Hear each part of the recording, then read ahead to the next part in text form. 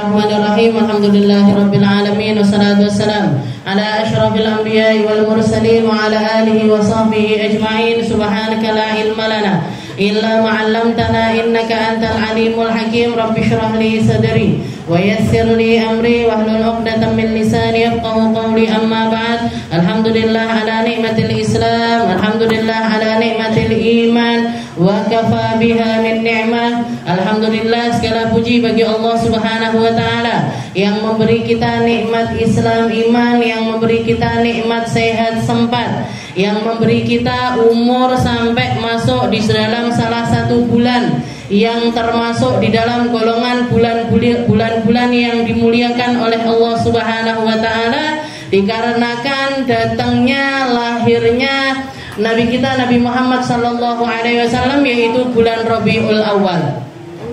Bulan di mana para pecinta memperlihatkan kecintaannya secara nyata, begitu juga dengan para pembenci memperlihatkan kebenciannya secara nyata. Maka jangan sampai ketika masuk di dalam bulan Rabi' semacam ini, bulan Rabiul Awal semacam ini, jangan sampai hati kita enggak gembira.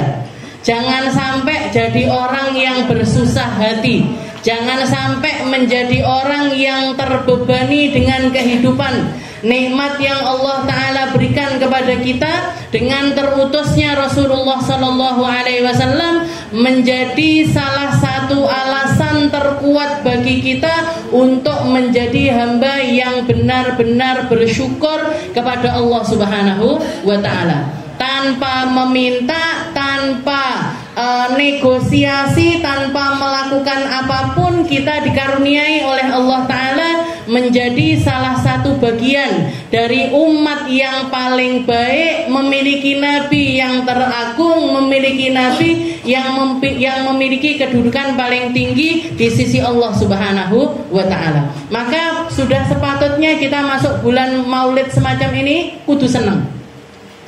Kudu seneng. Setelah seneng apa Ustazah? Setelah seneng ditoto atine, ditoto pikirane, ditoto kehidupannya. Jenengan niatkan untuk menghadiri setiap perayaan Maulid yang ada dimanapun itu. Ya Allah, saya pengen hadir yang di Tulungagung, saya pengen hadir yang di Kediri, saya pengen hadir yang di Blitar, saya pengen hadir yang di Surabaya, yang di Jakarta, bahkan di dalam negeri, luar negeri. Jenengan niatkan untuk menghadiri semuanya. Sebagai bentuk apa? Sebagai bentuk tanda syukur kita, gembiranya kita karena memiliki Nabi Muhammad Sallallahu Alaihi Wasallam. Maka ikutlah bergembira dengan para orang-orang yang gembira. Ikutlah menjadi bagian dari mereka-mereka yang merayakan perayaan maulidnya Nabi Muhammad Sallallahu Alaihi Wasallam. Karena kalau nanti di akhirat, nanti di alam akhirat, kalau kita memilih untuk enggak merayakannya di dunia, di akhirat nanti dipaksa sama Allah Ta'ala untuk merayakan maulidnya Nabi. Karena syiarnya dunia akhirat ini laulaka ya Muhammad ma khalaqtul afaq. Wahai Muhammad, kalau bukan karena kamu, kalau bukan karena kamu, aku enggak nyiptakan apapun. Ma khalaqtul ard walas sama. Katanya Allah Ta'ala di dalam hadis yang lain, aku tidak akan menciptakan bumi, tidak akan menciptakan langit, tidak akan menciptakan lauh, tidak akan menciptakan arash, tidak akan menciptakan bahkan syurga neraka kalau bukan karena Nabi Muhammad Sallallahu Alaihi Wasallam. Jadi syiarnya dunia ini Nabi Muhammad, syiarnya akhirat juga Nabi Muhammad. Ornamen-ornamennya syurga, tahu jenengan ornamen? Hiasan-hiasan yang ada di dalam syurga itu semuanya pakai dua kalimat, la ilaha illallah Muhammadur Rasulullah. Satu-satunya nama manusia yang dipatri sama Allah Ta'ala, yang dituliskan untuk menjadi hiasan semua hal yang ada di dalam syurganya Allah Ta'ala, yaitu nama baginda kita Nabi Muhammad Sallallahu Alaihi Wasallam. Jadi kudu senang, harus senang, harus gembira. duwike ilang ritek Ustazah, duwike ilang ritek kudu panggah guyu. Nggih. Sakit sekalipun panggah kudu guyu. Nggih, harus tetap bersyukur bahwasanya kita punya Nabi Muhammad SAW, dan ketika kita terpaut hati kita kepada beliau, ketika kita memiliki jatah tempat, Nabi Muhammad itu memiliki jatah tempat di dalam hati kita, nggih, itu sudah sangat cukup menjadi bekal kita menghadapi kehidupan. Nggih, jenengan cekap Bu, duwe Nabi Muhammad itu cukup. Nggih, gak punya selain Nabi Muhammad gak apa-apa, tapi jangan sampai gak memiliki Rasulullah Shallallahu Alaihi Wasallam. Jangan sampai gak cinta, jangan sampai gak rindu, jangan sampai gak senang, jangan sampai gak bersyukur dengan terutusnya Nabi Muhammad Shallallahu Alaihi Wasallam. Masih mulutan panggah ngaji, masih mulutan panggah buka kitab. Nggih, karena kalau enggak ini tadi kiamat kurang pirang dino ndak barbar. Nggih. Jadi yang sedikit ini semoga cepat khatam, nggih. Karena saya yo pengen istilahnya ganti kitab juga, nggih. Nah, kita lanjutkan pembahasan kita di dalam kitab Risalatul Muawanah ila al-qala al-mu'allif rahimahullahu taala wa nafa'ana bihi wa bi'ulumi fid dharain amin. Wa thalithu as-sabru 'ala al-makarih wa hiya naw'an. Al-awwal ma yahsul min Allah bila wasitah kal amrad wal afat wa dhahabul amwal wa mautul 'aizzah min al-aqarib wal ashab. والنوع الثاني من المكاره ما يكون من قبل الخلق من الأذى في النفس أو العرض أو المال. Jadi kita masih bahas tentang perkara sabar. Tentang perkara sabar. Ada yang namanya syukur, ada yang namanya sabar. Dan sabar ini kemarin kita sudah bahas tentang sabar model pertama, sabar model kedua. Sabar model pertama adalah sabar di dalam ketaatan kepada Allah Subhanahu wa ta'ala. Sabar ngaji, sabar sholat, sabar poso, sabar didik anak, sabar untuk menjadi orang ahli sedekah dan lain sebagainya. Itu adalah sabar di dalam ketaatan. Dan yang kedua, as-sabru anil ma'asi, sabar untuk tidak melakukan kemaksiatan. Sabar untuk tidak melakukan kemaksiatan. Dan kalau yang dua perkara ini, usahanya harus dari kita sendiri.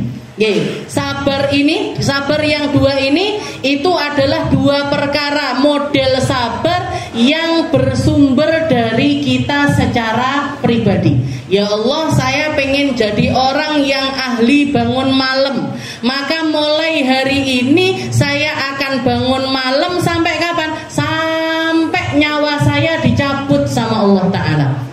Jenengan istiqomah setiap malam bangun malam, itu yang modal yang perlu kita ada di dalam diri kita apa? As-sabru 'ala ta'ah, sabar di dalam ketaatan. Yang model kedua apa? As-sabru 'anil ma'asi, sabar dari berbagai macam bentuk kemaksiatan. Ya Allah, mulai hari ini saya tahu persis kalau rambut ini adalah auratnya perempuan. Saya memilih untuk menutupinya, saya memilih untuk berjilbab, saya memilih untuk nggak melepaskan jilbab ini sampai kapan? Sampai nanti saya meninggal dunia, ya Allah. Istiqomahkan saya untuk bisa istiqomah menutup aurat. Kenapa? Karena buka aurat itu maksiat. Maka kita butuh sabar untuk pakai jilbab, ini kan butuh sabar. Masih panas mentang-mentang panggah kudu jilbaban. Masih sumuk ning gone jero bis, panggah kudu jilbaban. Gitu. Nah, ini berarti yang kita butuhkan apa? Sabar di dalam menghindari maksiat-maksiatnya Allah Subhanahu wa ta'ala. Nah, dan dua perkara ini tadi, dua model sabar ini akan sangat-sangat menentukan respon kita di dalam kesabaran ketiga dan keempat. Setarap apa kita mampu bersabar di dalam ketaatan, bersabar di dalam menghindari maksiat, sebatas itu juga respon yang akan bisa kita lakukan ketika tiba-tiba terjadi musibah. ketika tiba-tiba terjadi sesuatu yang gak enak, ketika tiba-tiba datang hal-hal yang di luar prediksi kita. Itu sangat menentukan apa yang terjadi, sangat berkaitan dengan dua model sabar itu tadi. Sabar di dalam ketaatan dan sabar di dalam menghindari maksiat. Maka dikatakan di sini wasalidu as-sabru an alal makarih wa hiya nau'an. Katanya Habib Abdullah bin Alawi Al-Haddad, model sabar yang ketiga as-sabru alal makarih. Sabar atas perkara-perkara yang enggak enak. Sabar atas perkara yang kita enggak senang perkara itu datang. Wa hiya nau'an, dan ini ada dua model. Ada yang datang langsung dari Allah Ta'ala tanpa perantara, ada yang lewat manusia-manusia untuk menyakiti kita. Jadi ada yang model pertama, yaitu yang datang langsung dari Allah Ta'ala bila wasitah, tanpa perantara. Semacam apa? Wal awal ma yasul minallah, yang datang dari Allah bila wasitah, tanpa perantara. Kal amrad, seperti sakit, wal afat, ataupun juga sesuatu yang bencana, wa dhahabul amwal, hilangnya harta kita, wa mautul aizah, meninggalnya orang-orang terkasih kita, minal aqarib wal ashab, dari kerabat-kerabat maupun juga orang-orang terdekat. Teman-teman kita, sahabat-sahabat kita, orang tua kita, anak kita, keluarga kita. Nah, ini kita perlu sabar dari perkara yang satu ini, dan ini adalah perkara yang datang dari Allah Ta'ala tanpa perantara. Yang datang dari Allah Ta'ala tanpa perantara. Jadi, dan kalau kita lihat, Nabi Muhammad SAW itu adalah orang yang paling sabar di dalam perkara ini. Nabi Muhammad itu orang yang paling sabar di dalam perkara ini. Karena apa? Nabi Muhammad itu orang yang diberi jatah pahala paling banyak oleh Allah Ta'ala, sehingga segala macam bentuk ujian diberikan sama Allah Ta'ala kepada Nabi Muhammad SAW. Kenapa? Karena Allah Ta'ala pengen Nabi Muhammad menjadi orang yang tidak tertandingi dalam hal pahala. Beliau punya pahala ini sing paling akeh, yang paling tinggi, yang paling agung. Sehingga apa? Sehingga segala macam bentuk ujian ditimpakan sama Allah Ta'ala kepada Nabi Muhammad SAW. Belum lahir abahnya meninggal, setelah lahir ibunya meninggal, tumbuh dalam keadaan yatim piatu.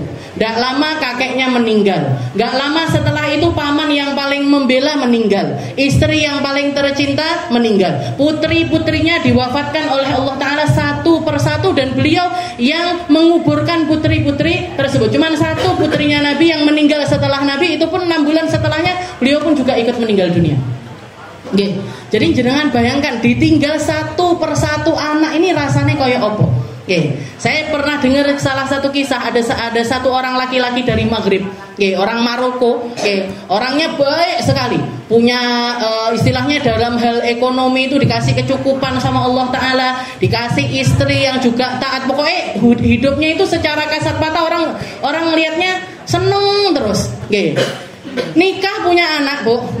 Ini mirip kayak abah saya. Jadi punya anak wedok. Terus punya anak itu perempuan. Sampai akhirnya dikaruniai sama Allah Ta'ala anak laki-laki satu. Ganteng bisa. Punya anak laki satu, ganteng, baik, akhlaknya baik, ngapalin Quran cepet hafalannya, belajar ini seringkali peringkat sampai umur 20 tahun. Sampai anak ini tadi umurnya 20 tahun.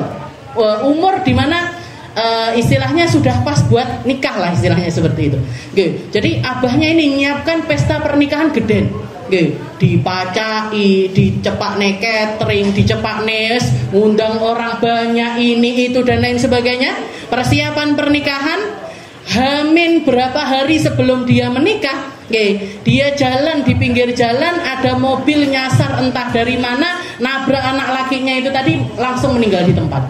Bayangkan, umur 20, wes arep dirabekne. Anaknya baik, apal Quran, bakti sama orang tua, Sugis, pokoknya dan karena dia orang kaya, dia nyiapin pernikahan itu sing perfect.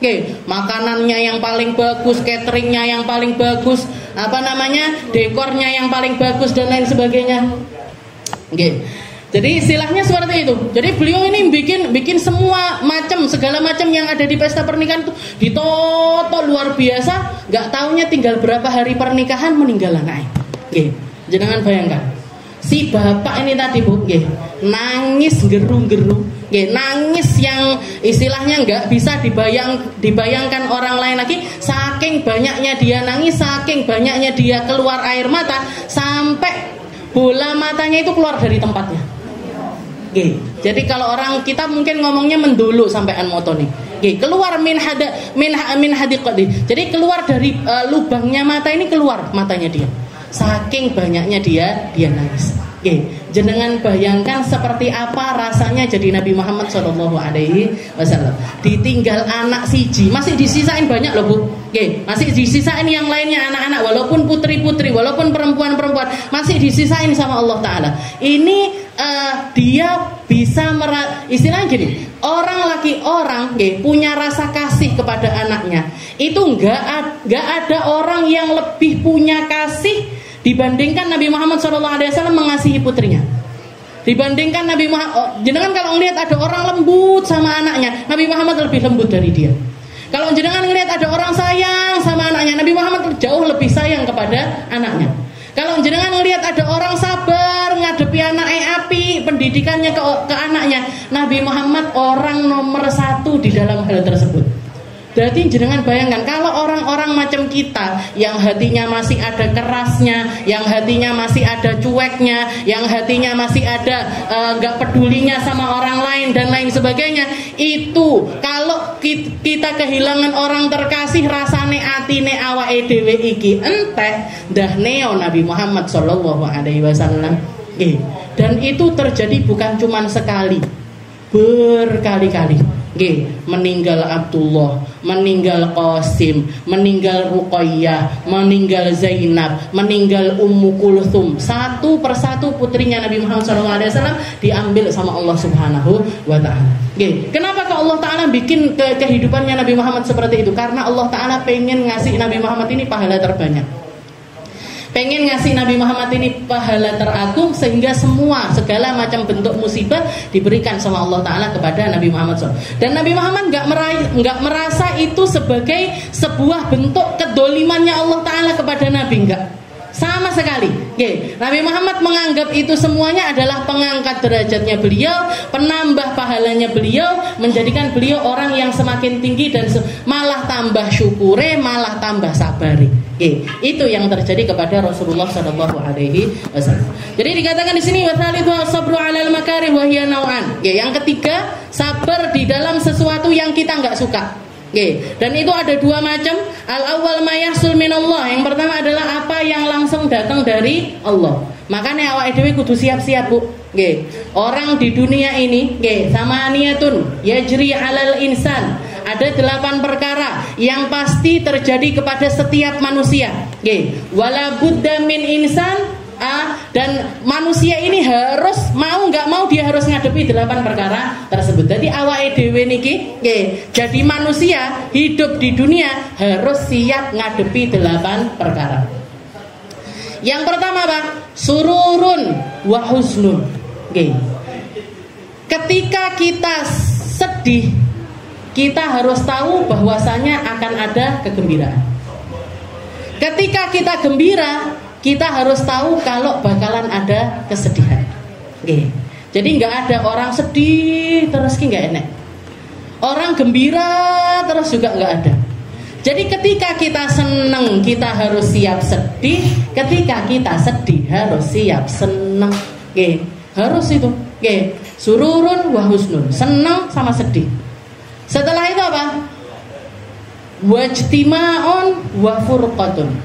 Yang ketiga sama keempat, adanya pertemuan pasti ada perpisahan. Jenengan diketemukan sama seseorang, pasti akan ada masa di mana kita dipisahkan. Ketika kita dapat bertemu sama beberapa orang, yang harus kita yakini kita juga pasti akan dipisahkan oleh orang tersebut. Kita ketemu orang tua kita, bakalan pisah sama orang tua kita. Kita ketemu sama anak kita, pisah nanti sama anaknya. Oke, ketemu sama guru kita, bakalan ada waktu kita berpisah sama mereka. Oke, jadi gimana? Ketika kita bertemu sama seseorang, jangan ngarep-ngarep akan bergandengan selama-lamanya dengan mereka. Harus siap berpisah. Nikah, siap pisah. Oke, pisah bukan sengaja berpisah, enggak, tapi kita harus tahu ini suami saya, nanti bakalan ada masanya kita berpisah. Mungkin saya duluan, mungkin dia duluan. Oke, mungkin saya duluan, mungkin dia duluan. Nah, jadi wajtima'un wa furqatun. Adanya pertemuan pasti akan ada perpisahan. Setelah itu yang kelima dan juga yang keenam, wa usrun wa yusrun. Adanya kesulitan pasti ada jalan keluar. Oke, ada kemudahan, ada kesulitan. Jadi ketika kita dimudahkan sama Allah Ta'ala, rezeki saya dilancarin sama Allah Ta'ala. Oke, ini nggak selama-lamanya akan jadi seperti itu. Oke, bakalan ada masa di mana kita seret. Oke, bakalan ada masa di mana kita seret. Begitu juga ketika kita seret di dalam ekonomi, bakalan ada waktunya kita dilancarkan sama Allah Subhanahu wa Ta'ala. Oke, jadi wa usrun wa yusrun. Oke, kesulitan pasti juga akan ada kemudahan. Dan yang ke-7 dan yang ke-8, oke, jadi seperti itu. Ini rollingnya kehidupan itu pasti akan selalu terjadi hal-hal yang jadi wolak-walike dunya. Oke, wolak-walike dunia ini bakalan terus berputar, kadang di bawah, kadang di atas, kadang gampang, kadang sulit, kadang senang, kadang nggak senang, terus seperti itu sampai kapan? Sampai ajal datang kepada kita. Oke, wa yahsulu batinan bitarkil jaza wa huwa tabarrum wa tadajjur wa dhahiran bitarki syakwa ilal khalaq. Nah, caranya kita buat sabar di dalam perkara yang ketiga ini tadi gimana?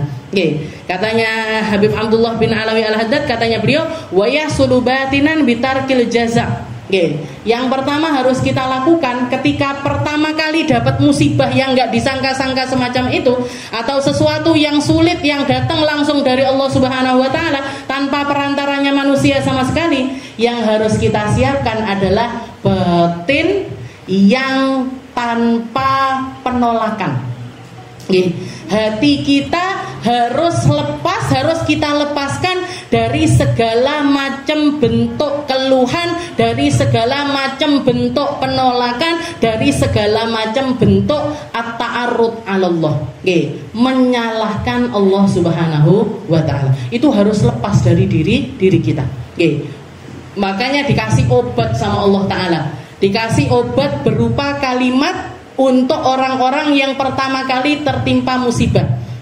Alladzina idza asabathum musibah qalu inna lillahi wa inna ilaihi rajiun. Allah Ta'ala mengatakan wa basyiris sabirin, kasih kabar gembira sama orang-orang yang sabar. Yang mana orang sabar ini yang gimana? Alladzina idza asabathum musibah qalu inna lillahi wa inna ilaihi, yaitu orang-orang yang ketika pertama kali mereka kena musibah, yang keluar dari lisan mereka inna lillah. Ya Allah, kami ini punyanya Allah. Yang meninggal sama saya ini punyanya Allah semua. Musibah yang sekarang terjadi kepada saya, sakit darimu ya Allah, sakit ini punyamu. Engkau ngambil harta saya, itu juga terserah engkau. Musibah apapun segala macam bentuknya, innalillah. Semuanya adalah makhluknya Allah, kami semuanya adalah punyanya Allah. Wa inna ilaihi rajiun, dan kami semuanya nanti bakalan kembali kepada Allah. Jadi dikasih obat sama Allah Ta'ala berupa kalimat tersebut, yang ketika musibah itu terjadi, rasanya abot banget mulut kita untuk mengucapkan hal tersebut. Tapi itu obatnya.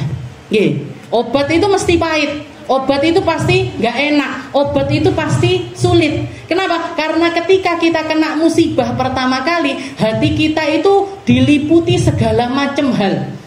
Segala macam pikiran, segala macam hal-hal yang kekhawatiran, ketakutan dan lain sebagainya, itu lagi berkecamuk semuanya di dalam pikiran kita, di dalam hati kita. Suami kita meninggal, pikirannya dhewe, engko sing golek dhuwit sapa, sing bayari iki keluargaku iki engko piye. Ini pikirannya macem-macem. Pikirannya macem-macem, prasangkanya macem-macem.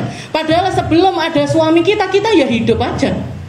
Kenapa kok setelah adanya suami kita kok kita nganggap hidup kita itu bergantung sama mereka?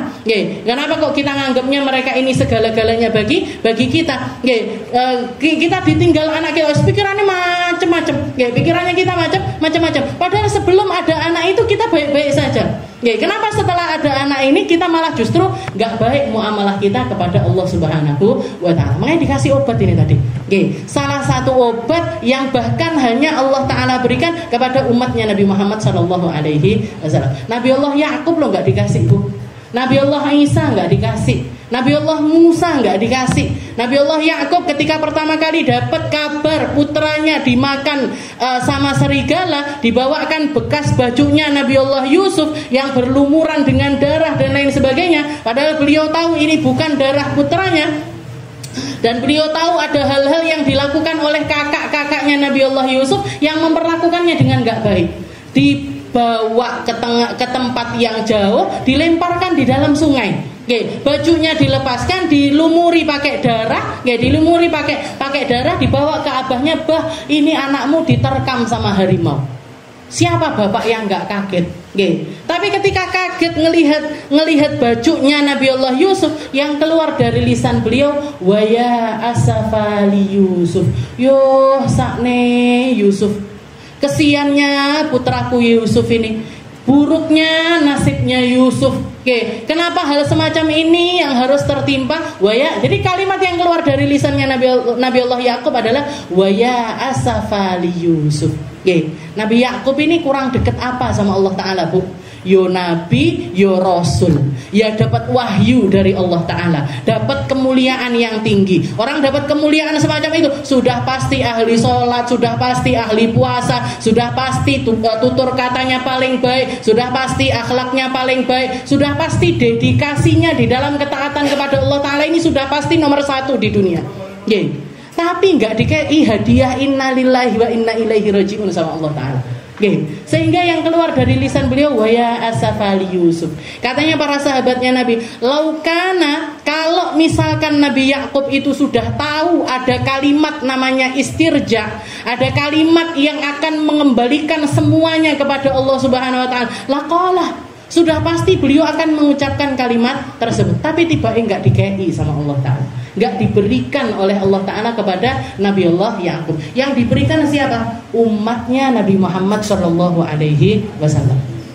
Kita yang sholatnya kita kayak gini, kita yang puasanya kita kayak gini, kita yang ibadahnya kayak gini nih, dikasih sama Allah Ta'ala hadiah-hadiah terindah berupa segala sesuatu yang akan meredakan apapun yang terjadi di dalam orang ketika kena musibah seperti ini, nggodin jero dodo rasanya panas. Di dalam hati kita itu kayak ada haroroh, kayak ada api yang berkobar. Makanya biasanya orang ketika kena musibah kayak gitu bengok, bengok, teriak-teriak, nyebut-nyebutkan nama anaknya, nyebut-nyebutkan nama suaminya, nyebut-nyebutkan nama orang tuanya, orang yang meninggalkan dia ini tadi disebut-sebut. Dikira apa? Dikira dengan dia berteriak panas ini tadi bakalan reda.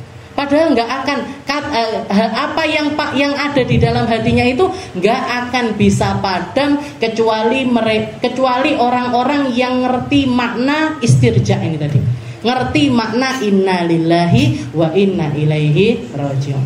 Jadi secara batin sing ditoto hati nih. Makanya ketika kita kena musibah kayak gitu, kalau kita nggak bisa zikir, kalau kita nggak bisa ngucap innalillah, alhamdulillah, subhanallah, masya Allah, wala haula wala quwata illa billah dan lain sebagainya, kalau lisan kita ini nggak mampu untuk ngucap kayak gitu, menang, Bu, dikunci mulutnya. Kalau kita merasa ketemu sama orang ini bakalan ganggu, kita akan mengeluarkan sesuatu yang dimurkai sama Allah Ta'ala, nggak usah ketemu sama siapa-siapa. Jadi mingkem dikunci mulut kita, kita kunci lisan kita. Tapi kalau kita dimampukan, jenengan harus bersyukur dengan syukur yang luar biasa. Berarti apa? Kita masuk di dalam golongan orang-orang wabasyiris sabirin. Kasih kabar gembira kepada orang-orang yang sabar. Kabar gembira dengan apa? Kabar gembira dengan apa? Kabar gembira dengan pahala yang luar biasa datang dari Allah. Berarti apa? Berarti kita dimampukan sama Allah. Berarti atine awake dhewe dikuatkan, iman kita dikuatkan, hati kita dikukuhkan untuk tidak melakukan sesuatu yang dimurkai oleh Allah Subhanahu wa taala. Jadi secara batin yang harus kita lakukan ini.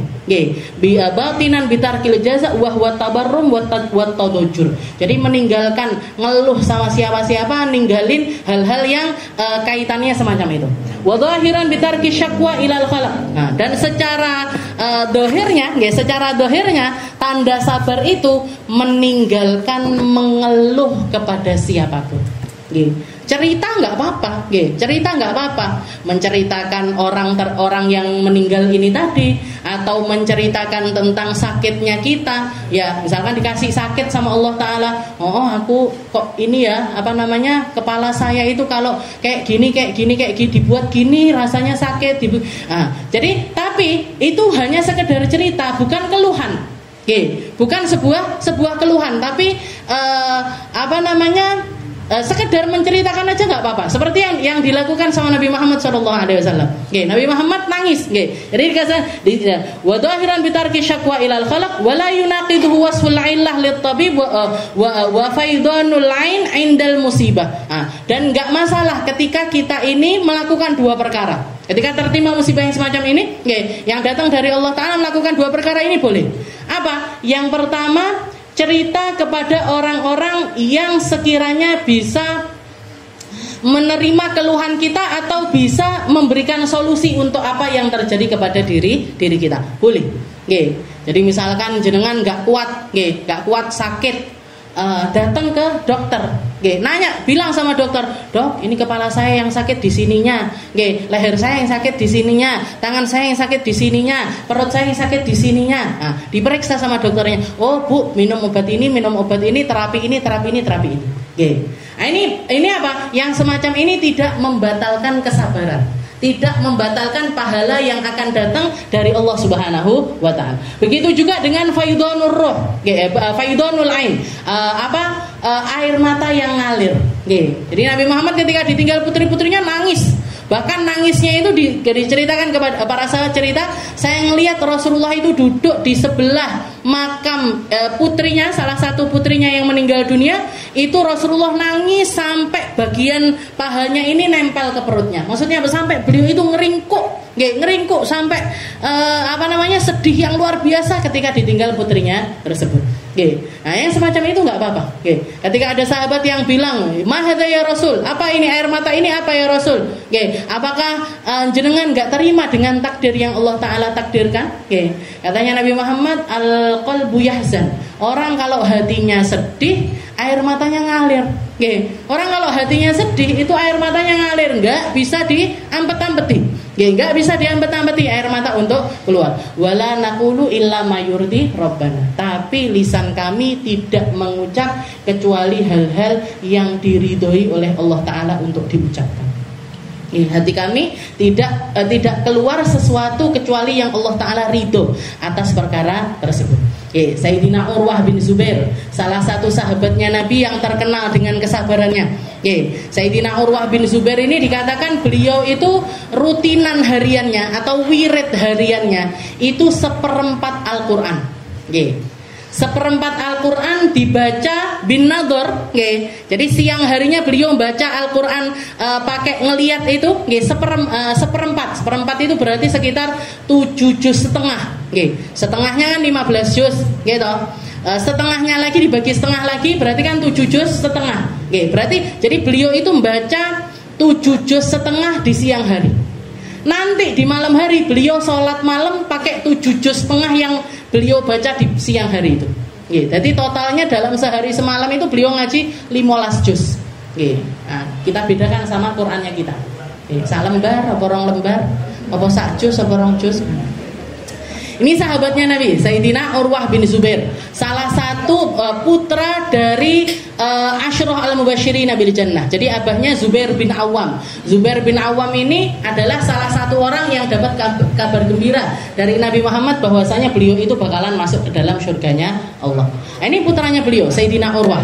Dikatakan Sayyidina Urwah ini ketika di masa kekhalifahannya Walid bin Abdul Malik, beliau itu menjadi salah satu syekh, menjadi salah satu alim, menjadi salah satu ulama yang dihormati lah istilahnya seperti itu.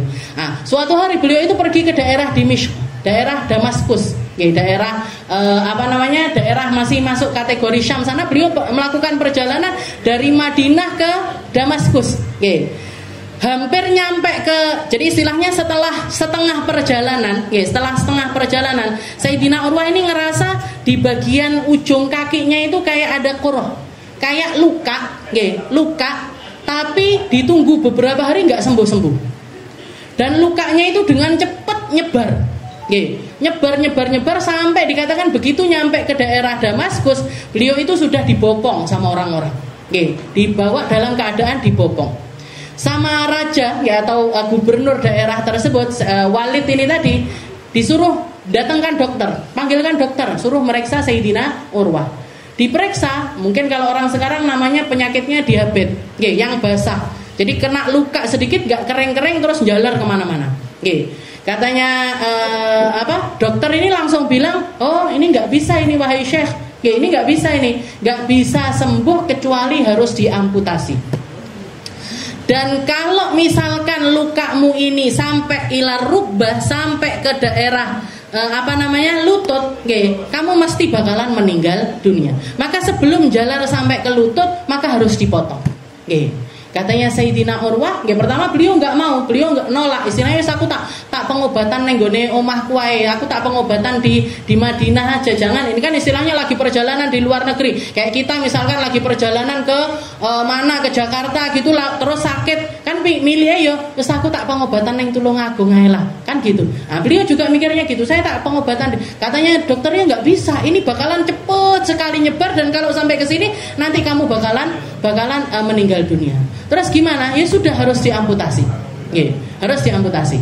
Maka katanya katanya Walid, katanya raja, katanya gubernur, wes toh, tak tanggung semuanya. Wes, kamu nggak usah mikir apa-apa. Wes pokoknya ini demi keselamatan kamu harus dipotong. Akhirnya beliau mau dipotong.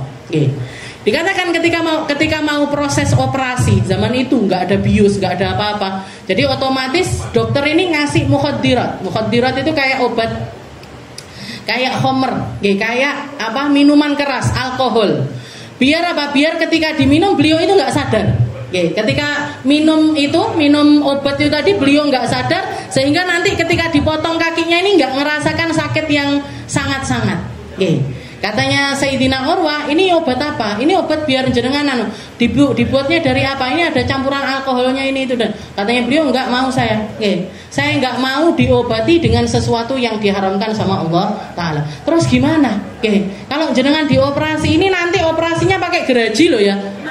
Digeraji loh ya kakinya, dipotong mulai dari kulitnya, setelah itu dagingnya, setelah itu ototnya, setelah itu segala macam sampai ke tulangnya harus dipotong.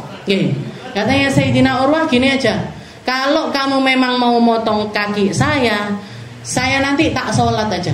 Ketika saya dalam keadaan sholat, saya nggak inget apa-apa, saya nggak dengar apa-apa, saya ada di dalam keadaan yang hanya antara diri saya dengan Allah Subhanahu wa Ta'ala. Ya sudah, akhirnya masuk ke ruang operasi. Beliau sholat, sampai ketika tahiyat akhir, beliau njulurne kakinya, kakinya yang sakit itu ditelujurnya ke depan. Walid ini gubernurnya ada di kamar sebelah.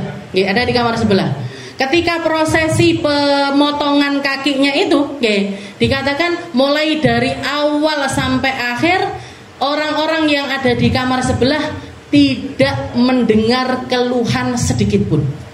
Nggak ada kata-kata sakit, aduh, bentuk apapun nggak ada sama sekali. Kami baru tahu kalau proses pemotongan kakinya itu selesai ketika kami mencium aroma kayak daging yang terbakar. Karena setelah kaki itu dipotong, mereka ngambil semacam besi, sekarang mungkin kayak setrikaan, yang besi yang dipanaskan untuk istilahnya untuk menghentikan pendarahan dari luka-luka semua yang ada di kaki tersebut. Katanya gubernur yang ada di sebelah ruangan sama orang-orang yang nungguin prosesi operasi, kami nggak mendengar keluhan sedikit pun. Hanya kami baru tahu kalau proses itu selesai ketika sudah tercium aroma yang luar biasa kayak daging yang dibakar. Setelah selesai, sudah katanya dikasihkan potongan kakinya itu di dalam kresek, diberikan kepada Sayyidina Urwah. Katanya Sayyidina Urwah, wallahi ya Allah, demi Allah, aku nggak pernah bawa kaki ini ke tempat yang tidak diridhoi oleh Allah Subhanahu wa Ta'ala. Ya Allah, Engkau tahu bahwasanya kaki ini selalu berjalan di jalanmu, saya pakai untuk melakukan ketaatan kepadamu, dan tidak pernah sama sekali saya pakai untuk melakukan hal-hal yang tidak Engkau ridhoi. Dikuburkan setelah itu kakinya. Dikuburkan kakinya, ditinggalkan di Damaskus. Beliau pulang ke Madinah. Beliau pulang ke kota Madinah. Di tengah perjalanan, Bu, di tengah perjalanan dengar kabar anaknya yang laki-laki. Jadi beliau punya anak 4, salah satunya ini naik ke atas atap, jatuh dari atap, meninggal dunia. Ketika ditanya, ada salah satu orang ketika beliau nyampe negeri Madinah, ditanya sama orang-orang, "Ma kaifa halu safarik?" Bagaimana keadaan perjalananmu kali ini seperti apa? Jawabannya beliau ngutip ayat Al-Qur'an yang mengatakan, "Laqad laqina min safarina hadza nasaba." Sungguh perjalanan kali ini adalah perjalanan yang sangat-sangat melelahkan. Itu pun pakai ayat Al-Quran, nggak terus menceritakan sikilku anu anak urung nyampe Madinah wis kedengeran lagi kabar anakku meninggal dunia dan lain sebagainya. Beliau dan dikatakan ketika orang-orang takziah, yang beliau ucapkan kepada orang-orang ini, beliau mengatakan Allahumma, ya Allah, innali arba atraf, ya Allah, saya punya 4 anggota tubuh, 2 tangan 2 kaki. Akhadta wahidan wa abqaita thalatha, engkau ambil 1, engkau sisakan 3. Ya Allah, engkau ngasih saya 4 anak, engkau ambil 1, engkau sisakan 3. Demi Allah, ya Allah, yang engkau sisakan masih jauh lebih banyak ketimbang apa yang engkau ambil. Falhamdulillahirabbil alamin. Maka segala puji bagi Allah Subhanahu wa Ta'ala. Jadi setiap kali ada orang takziah, yang beliau ucapkan hal yang semacam itu. Dan dikatakan Gubernur Walid ini cerita di tahun yang sama, nggak lama setelah kejadiannya Sayyidina Urwah, itu ada satu orang yang datang berkunjung kepada gubernur tersebut. Gubernur Walid ini datang, orangnya ini buta, matanya itu buta. Ditanya sama si gubernur ini, ditanya, kamu kenapa? Kok bisa sampai buta itu kenapa? Coba ceritakan kenapa kok kamu bisa sampai buta. Katanya laki-laki tersebut, wahai Amir, wahai pemimpin negeri, saya itu adalah orang paling kaya di suku saya. Misalkan saya itu orang Tulungagung, saya itu dulu orang Tulungagung paling sugih. Saya punya kebun paling banyak, saya punya ladang paling banyak, saya punya hewan ternak paling banyak. Dan dikatakan dalam satu malam terjadi banjir bandang yang menghabiskan seluruh perkebunan saya, seluruh peternakan saya, bahkan seluruh anggota keluarga saya. Hanya tersisa 1 ekor keledai dengan 1 anak saya yang paling terakhir. Jadi istrinya baru melahirkan beberapa minggu, pokoknya bayinya masih kecil sekali. Istrinya meninggal, anak-anaknya meninggal, keluarganya semuanya meninggal, hartanya semuanya meninggal. Yang tersisa cuma tinggal itu, bayinya 1, sama seekor keledai atau seekor kuda istilahnya. Akhirnya dikatakan dia bilang, ya Allah, harta saya tinggal 2 ini, anak saya sama si kuda ini tadi. Maka dikatakan ketika dia jalan, dibawa ini anaknya ini jalan sama keledainya ini tadi. Tahu-tahu keledainya itu kabur, lari. Keledainya itu lari. Maka dia bingung. Iki aku bayiku ngene tapi lek digawa mlayu ki piye? Maka dia, tapi ini satu-satunya harta saya. Ini satu-satunya harta saya, ini satu-satunya anak saya. Ini saya harus gimana? Maka dia spontan itu naruh anaknya, bayinya ditaruh. Dia pergi ngejar si kudanya. Dikatakan ketika dia ngejar kudanya, nengok ke belakang, ngelihat anaknya, kepalanya serigala sudah nyaplok kepalanya anaknya. Sudah nyaplok kepala anaknya. Dan dia nengok ke kudanya, nengok ke kudanya. Kudanya ini mau dipegang, dia jerit, kakinya nabok muka saya sampai membuat saya ini, mata saya dua-duanya hilang pandangannya. Maka dia bilang, wahai Amir, wahai Walid, wahai pemimpin negeri, maka dalam satu hari ini Allah Ta'ala ngambil seluruh harta saya, seluruh anak saya, istri saya, keluarga saya, dan 2 bola mata saya. Maka katanya Walid ini bilang, khud hada ila Urwah bin Zubair. Bawa laki-laki ini, bawa pergi ke rumahnya Sayyidina Urwah bin Zubair. Kasih lihat kepada dia bahwasanya di sana ada orang yang diuji sama Allah Ta'ala berkali-kali lipat ketimbang apa yang terjadi kepada dirinya.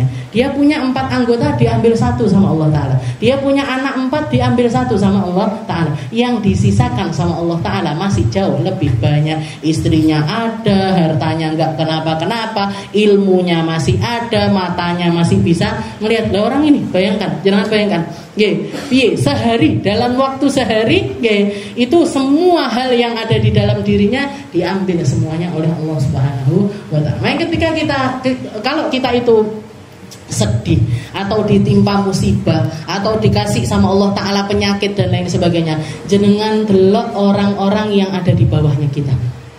Saya tadi pagi ngendangi salah satu teman yang barusan operasi kanker ovarium. Katanya beliau, saya ini Pak kalau di rumah koyok-koyok loro dewi. Kayak jadi orang satu-satunya yang sakit. Semua orang ngasihani saya. Semua orang merasa kalau mesakne banget adikku sing iki mesakne banget. Tapi ketika saya ada di rumah sakit, ternyata yang senasib sama saya ini banyak sekali, bahkan yang jauh lebih sulit dibandingkan saya lebih banyak lagi. Saya dikasih penyakit sama Allah Ta'ala kayak gini, tapi ekonomi saya gampang, keluarga saya baik-baik saja. Yang double tikel teko dari saya ini ternyata lebih banyak lagi. Jadi ketika kita kena musibah, ditimpa musibah, jangan lihat sama orang yang lebih dikasih musibah lebih banyak sama Allah Ta'ala dibandingkan kita. Wala yunaqiduhu wasful illah lit-tabib wa faydanul ain indal musibah. Na'am yunaqiduhu latmul hudud wa syaqqil juyub wa niyah wa nahwa dzalik. Yang membatalkannya adalah penolakan secara nyata seperti nampar pipi atau nyobek baju atau teriak-teriak yang sangat keras karena tidak terima dengan apa yang Allah Ta'ala takdirkan kepada kita. Itu yang membuat pahalanya sabar itu hilang, dan juga apa yang ganti yang baik yang akan Allah Ta'ala berikan kepada kita itu juga nggak akan nyampe kepada diri kita.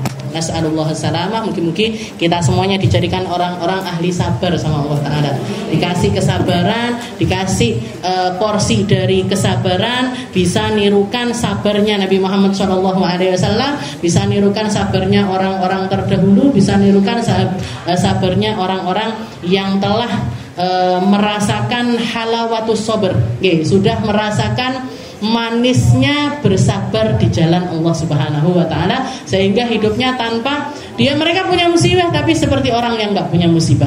Mereka kena sesuatu yang nggak enak tapi seakan-akan hidupnya ini gembira. Yang gembira bukan dohirnya, tapi yang gembira adalah batinnya, karena sudah merasakan nikmatnya iman, nikmatnya Islam, nikmatnya sabar di jalannya Allah Subhanahu wa Ta'ala. Ala hadhihi niyyah wa ala kulli niyatin salihah wa ila hadratin Nabi Muhammad sallallahu alaihi wasallam. Al-Fatihah.